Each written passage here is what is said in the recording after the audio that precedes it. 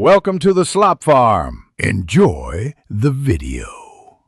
In this video, I will explain how to do a circle zoom in After Effects. First, import your footage into a new composition. Make sure your composition settings like frame rate and resolution are correctly set for your project. Next, create a new solid layer. This solid will be the foundation for our circular mask, allowing us to precisely control the zoom area. We'll then prepare this layer for the masking process. Now let's create the circular mask. With your solid layer selected, grab the ellipse tool from the toolbar. Hold down Shift while drawing to ensure you create a perfect circle.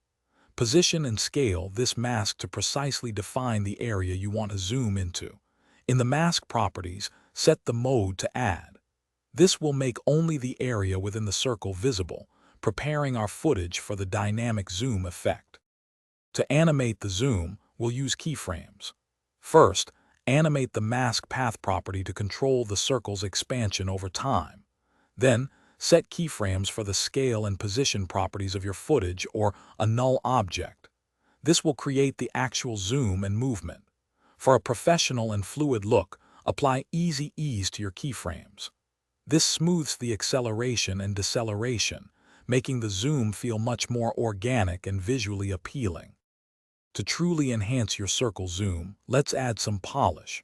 Apply a fast box blur or Gaussian blur effect to your mask. This creates soft, feathered edges, making the transition much smoother than a hard cut. Adjust the blur radius, perhaps to around 10 to 20 pixels, until it looks just right.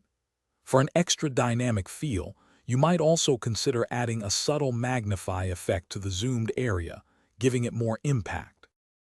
Thanks for watching. Consider subscribing if we helped you today.